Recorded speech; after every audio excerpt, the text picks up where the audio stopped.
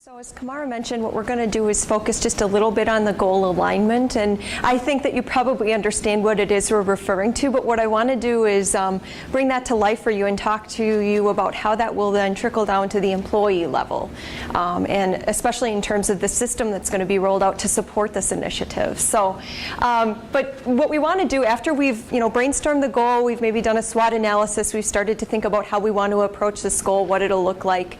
Now we need to identify, if we haven't already, what is the broader organizational goal that this goal of mine is going to support. That goes back to what Kamara's been talking about, how employees would like to see how their contributions roll up to department goals and the institutional goals. It also goes to what Kamara was talking about. She mentioned Stephen Covey, and one of my favorite quotes of his is, "Don't prioritize your schedule. Schedule your priorities." If we know what's important to the organization and employees know what's important to our department, then we're all rowing in that same direction rather than those daily acts of trivia that seem to maybe be more enticing or may seem more important but aren't. So we heard from the president and the dean recently with the institutional goals. I won't read them each to you. You've got the packet there. They're certainly posted in other areas, including InfoScope. But what I like about the goals is two-part. First, it gives employees a vision for where the institution is focusing.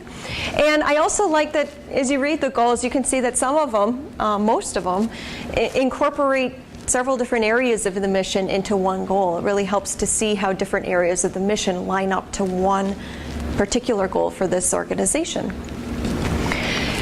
So this is an example here that we have drafted, realistic or unrealistic. It's intended to illustrate for you how the goal alignment will work, both in terms of the system. This is not a system screenshot, but how the employees will view the written text of their goal, the departmental goal, and the institutional goal. So there's the institutional goal to be the premier provider for the patients.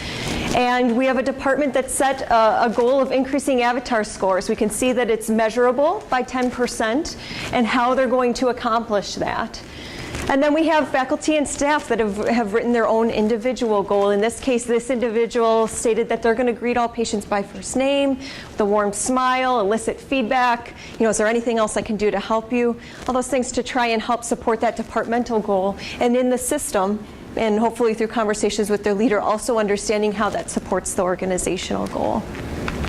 To provide you with an example that would be outside of the clinical area and more in the research side of things, differentiating ourselves through transformative research is the institutional goal. And here's a department that has set a goal of increasing percentage of 60% funded by 10% through the implementation of grant writing. I don't even know if those are realistic numbers, but it gives you a feel for measurable. And then there's an employee here who's going to network with 3 experts nationally who are highly funded to seek collaborative opportunities and mentoring. Employees could set goals that'll support that in any way. These are just examples that'll show you how we take that broader institutional goal that seems so broad and it drills down into that employee's day-to-day contributions. On the screen here you see a template, and I will follow up this training with an email. It didn't do me any good to give you a paper copy since there wouldn't be enough room on one 8.5 by 11, but of how you can go about, perhaps once you've brainstormed your goal, you've started to think about what it'll look like, you can start to think about what are the resources I need in the time frames. What is it going to align with? What will be my success indicators? How will I know if I've achieved this goal? That helps you as a leader and your employees to understand exactly how you're going to achieve that goal and how you'll know when you've gotten there. The other way that this comes in handy, and we'll talk a little bit more about this later, is keeping that goal fresh. And it often happens that things do change throughout the year, revisiting how you came up with that goal and what your vision looked like at that time is a great way to decide whether you need to change that goal or whether you just need to change how you plan on accomplishing that goal.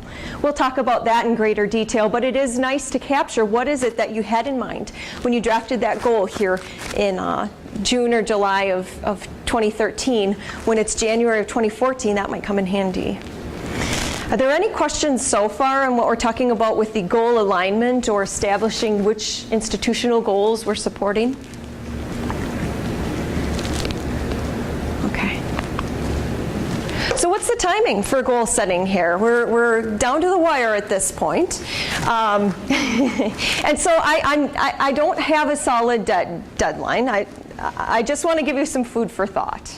So beginning in July 1st through October 31st, the goal of this Emerge initiative is that each employee, faculty and staff, leaders, everyone, will have at least one goal.